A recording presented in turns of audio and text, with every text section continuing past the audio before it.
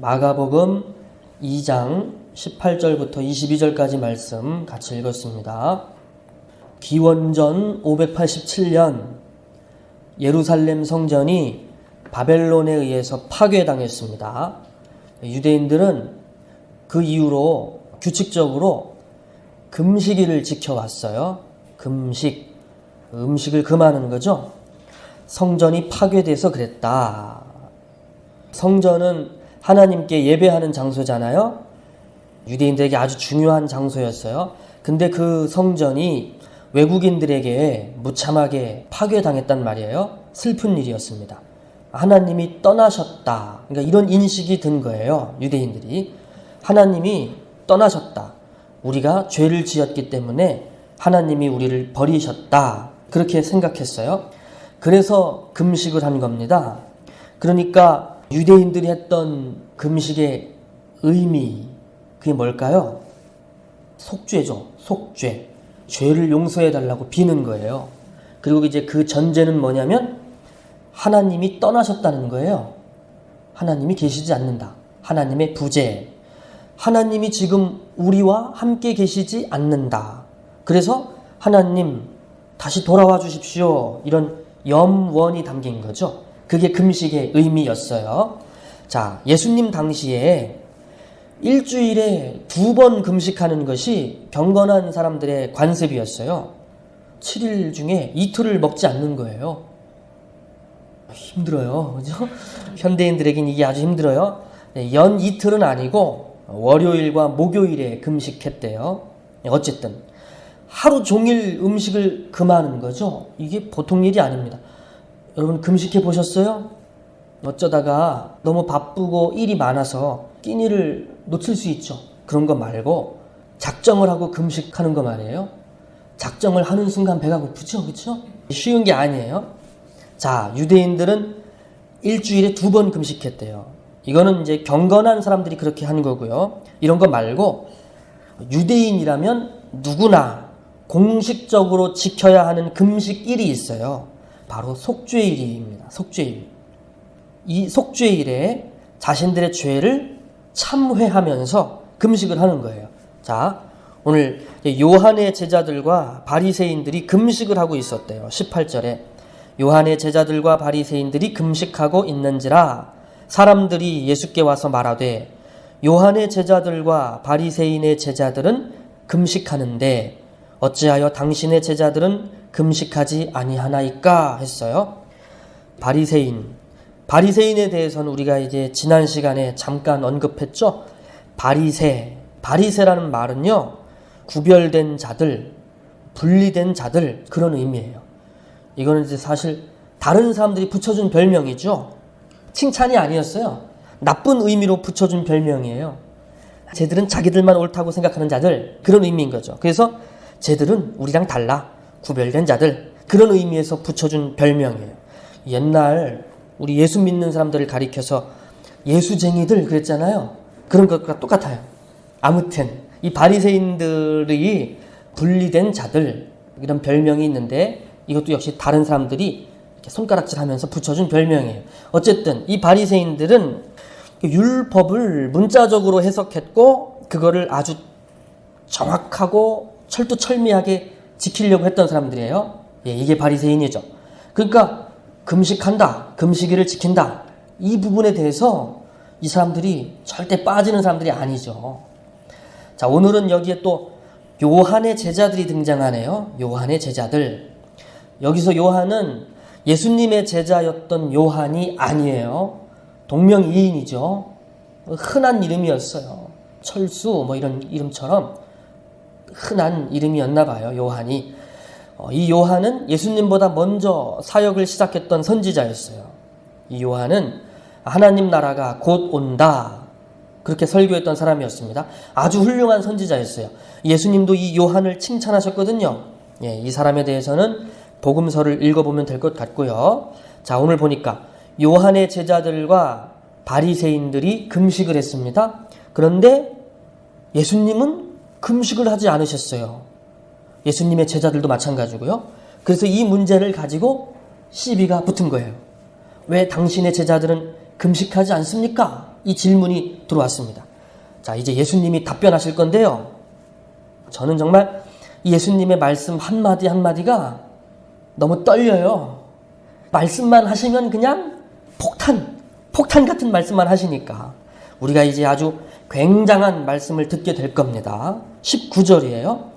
예수께서 그들에게 이르시되 혼인집 손님들이 신랑과 함께 있을 때 금식할 수 있느냐?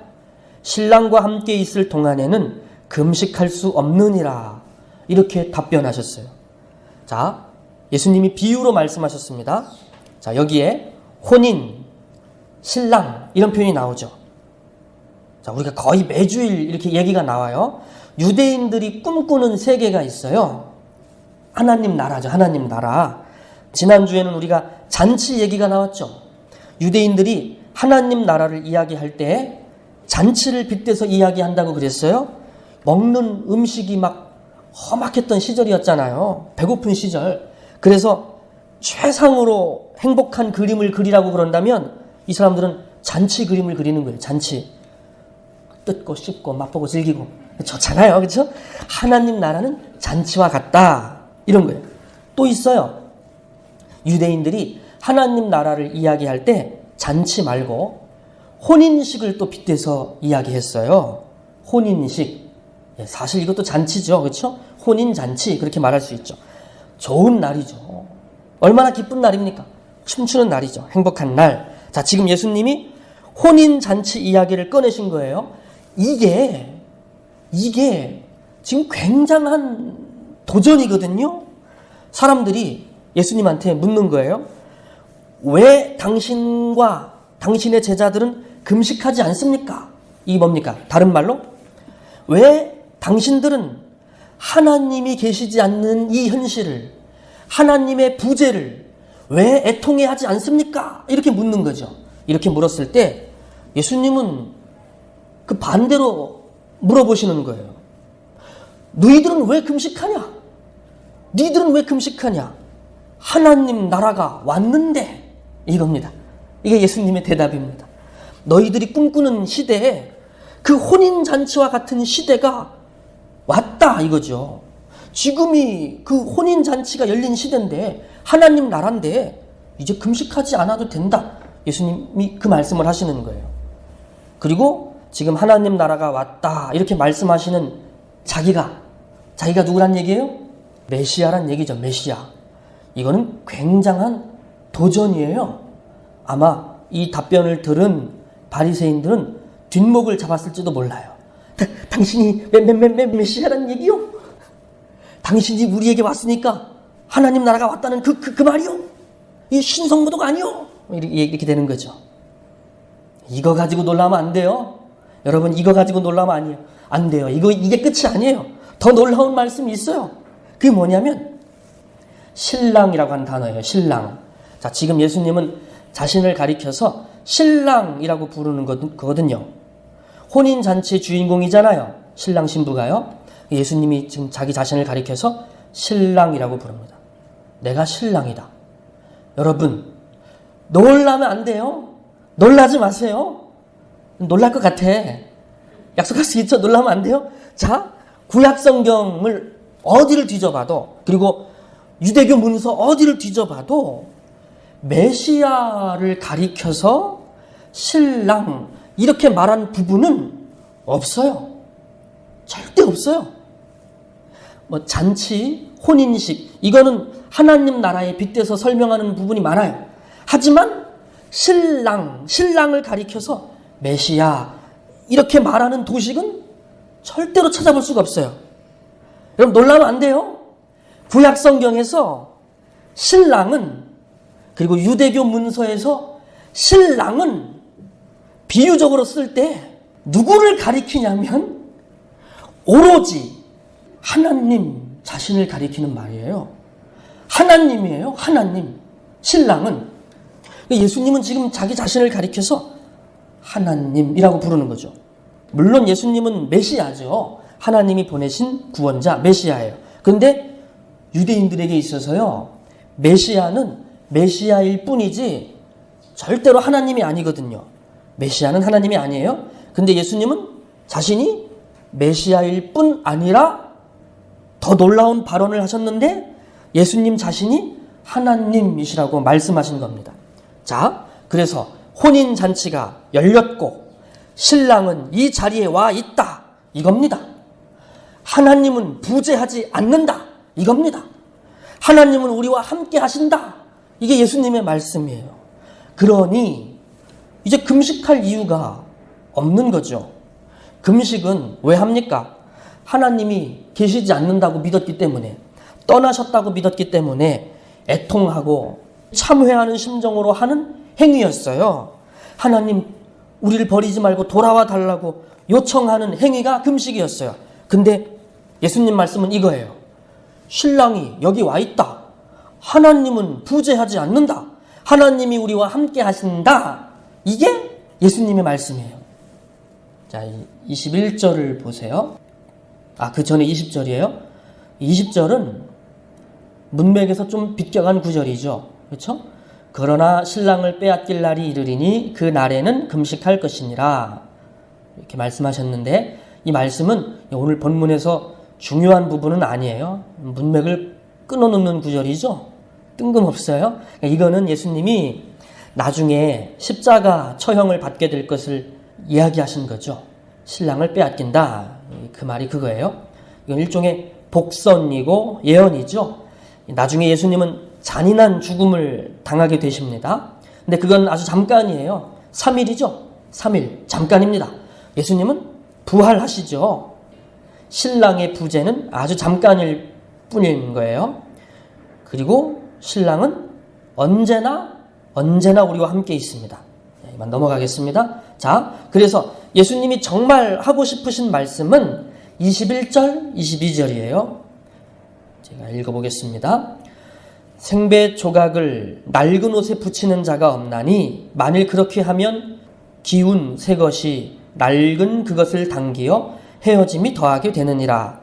새 포도주를 낡은 가죽 부대에 넣는 자가 없나니 만일 그렇게 하면 새 포도주가 부대를 터뜨려 포도주와 부대를 버리게 되리라. 오직 새 포도주는 새 부대에 넣느니라 하시니라. 예수님이 계속 비유로 말씀하시네요. 생배 조각, 이 말은 이제 새천 조각이란 말이에요. 생이란 말이 뉴죠, 뉴. 새천 조각. 이 새천 조각을 낡은 옷에 붙이지 않는다. 이 얘기죠. 그렇게 하면 어떻게 될까요? 나중에 그 옷을 세탁하게 될 때 새천이니까 물을 이렇게 흡수해서 급격하게 촥 이렇게 쪼그라든단 말이죠. 그러면 이제 낡은 옷을 잡아당길 거 아니에요? 옷을 망치는 거죠. 둘 다 버리는 거죠. 둘 다. 예수님이 지금 생활의 지혜를 말씀하시네요. 하나 더 말씀하세요. 새 포도주를 낡은 가죽 부대에 넣지 않는다 그랬어요. 옛날 근동 지방에서는요, 짐승 가죽으로 부대를 만들었어요. 부대, 자루, 포대, 그거죠. 거기다가 포도주나 물을 이렇게 담아서 보관을 했거든요. 근데 새 포도주를 낡은 가죽 부대에 넣지 않는다 그랬거든요. 왜냐하면 새 포도주는 발효가 왕성할 거 아니에요. 그래서 가죽 부대를 아주 그냥 이렇게 팽창시키겠죠. 예, 그래서 새 포도주는 튼튼한 새 가죽 부대에다가 넣어야 돼요. 낡은 가죽 부대에다가 넣어 놓으면 터지는 거죠. 그러면 포도주도 버리게 되고 가죽 부대도 버리게 된다. 이게 예수님 말씀이에요. 자, 지금 예수님의 이 말씀이 무슨 얘기입니까? 이제는 옛날 형식들, 낡은 형식들, 유대교가 그동안 행해왔던 종교적인 그런 관습들, 특히 오늘 이렇게 하나님이 계시지 않는다고 막 애통해하는 이런 정신, 이거 낡은 가죽 부대다 이겁니다. 새 포도주가 임했다는 거예요. 새 포도주. 이게 뭐죠? 복음이죠. 복음. 하나님이 오셨다. 하나님은 이제 부재하지 않으시고 우리와 함께 하신다. 이게 복음이죠. 예수님이 지금 그거를 선언하셨어요. 하나님은 우리와 함께 계시다는 거예요. 그래서 이 복음을 담을 가죽 부대를 새로 교체해야 된다는 겁니다. 이 복음을 담을 새로운 예배 정신이 필요하다는 거예요. 새로운 예배 정신으로 교체해야 된다는 거예요.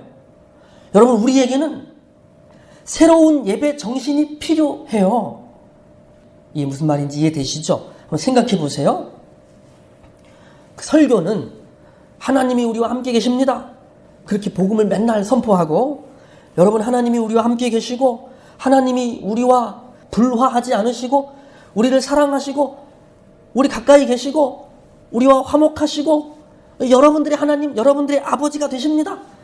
복음 설교는 맨날 그렇게 하면서 예배 형식은 맨날, 자, 그러므로 우리 기도합시다. 하나님께 우리 돌아와 달라고 회개합시다. 안 어울리는 거죠. 하나님께 우리를 버리지 말아달라고 우리 금식합시다. 우리 속죄일을 선포합니다. 막 이런 거. 이게 안 어울리는 거죠. 무슨 말인지 아시죠? 이제는 새로운 예배 정신이 필요하다는 거예요. 이게 오늘 예수님의 주장입니다. 또 오해가 있을 것 같아서 잠깐 덧붙여서 말씀드릴게요. 그러면 금식 이제 이거 필요 없다는 얘기죠? 회개기도 이제 그런 거 안 해도 된다는 말이죠? 그런 뜻이 아니고요. 그렇게 주장하는 어떤 교파는 있지만 그건 아니에요. 금식은 때때로 개인의 경건을 위해서 유익할 때가 있어요. 예, 경건의 함양을 위해서 금식 이거를 활용하면 됩니다. 하지만 중요한 정신을 잃어버리면 안 돼요. 하나님이 나에게서 떠나셨기 때문에 내가 회개하고, 하나님이 나에게서 떠나셨기 때문에 내가 금식하고, 이거는 아닌 거예요. 그건 틀렸어요. 절대 아니에요. 제가 오늘 한 가지만 말씀드릴게요. 한 가지만. 바로 이것입니다. 우리 인생을, 여러분들의 인생을 끌고 가는 어떤 근거, 다시 말해서 우리의 인생을 구동하는 힘, 그거는 하나님이 우리와 함께 계시다, 이 복음이어야 돼요. 여러분 기억하세요. 절대로 하나님은 우리에게서 떠나 계시지 않습니다. 이 말씀을 꼭 믿으십시오. 그래서 여러분 기뻐하세요. 하나님이 떠난 것처럼 슬퍼하지 마세요. 하나님이 우리 인생을 버리신 것처럼 절망하지 마세요. 하나님은 여러분과 함께 계십니다. 이게 우리의 현실이에요. 그래서 우리는 언제고 하나님을 부를 수 있어요. 이 말씀을 믿으세요? 우리가 부르면 하나님은 우리 기도를 들어주십니다. 아주 가까이 여러분 곁에 계십니다. 신약성경에 로마서 8장 마지막 절에 이렇게 말씀하십니다. 제가 읽을게요. 내가 확신하노니 사망이나 생명이나 천사들이나 권세자들이나 현재의 일이나 장래의 일이나 능력이나 높음이나 깊음이나 다른 어떤 피조물이라도 우리를 우리 주 그리스도 예수 안에 있는 하나님의 사랑에서 끊을 수 없으리라. 이렇게 말씀해요. 제가 지금 굉장한 구절을 읽었어요.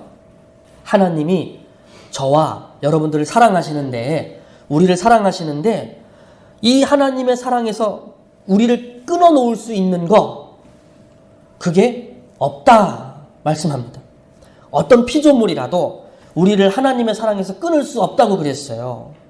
히브리인들의 생각에는 피조물, 그러면 우리가 생각해내는 그런 관념들, 이런 것들도 다 피조물이라고 보는 거예요. 그래서 현재 일이든 장래 일이든 우리가 저지를 수 있는 어떤 실수, 실패, 죄, 이런 거, 이게 다 피조물이라는 거죠. 이런 것들조차도 우리를 하나님의 사랑에서 끊을 수 없대요. 놀라운 말씀 아닙니까? 하나님이 우리와 함께 계시대요.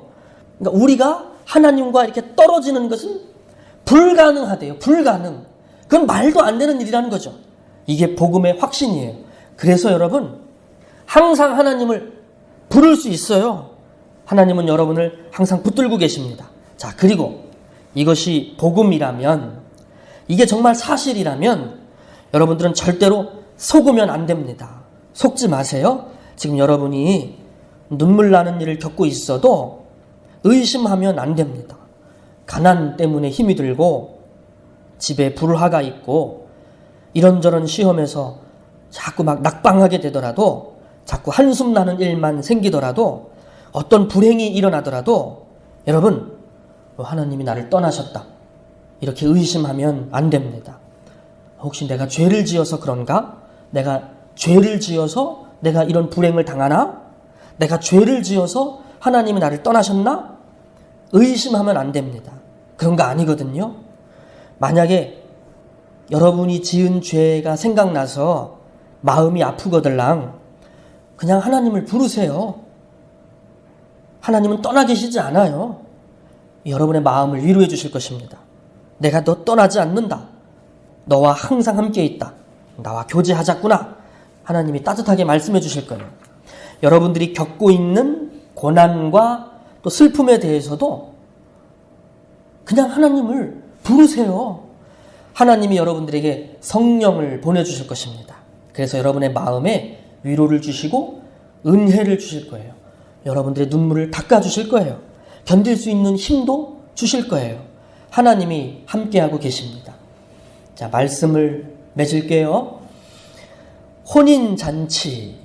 혼인잔치라고 불리는 하나님 나라가 이제 계시되었고 신랑은 여기에 현존해 계십니다. 하나님은 부재하지 않으십니다. 그러므로 낡은 가죽 부대를 버리십시오. 우리의 생각과 믿음을 새롭게 합시다. 하나님은 지금 나와 동행하고 계십니다. 내가 부를 때 하나님은 응답하셔요. 그리고 우리는 장차 그 복된 하나님 나라에 들어가게 될 겁니다. 하나님이 우리가 겪은 그런 고생들, 마음의 상처들을 위로해 주시고 다 갚아주실 거예요. 그것이 우리의 현실이 될 것입니다. 자, 그래서 기독교의 정신은 참회에 있지 않아요. 그건 오해예요. 기독교의 영성은 참회에 있는 것이 아니고 기쁨에 있어요. 그리고 희망에 있는 것입니다. 하나님과 꼭 동행하시고 기쁨으로 희망으로 가득 찬 삶을 살아가시기를 바랍니다. 아멘. 기도합시다.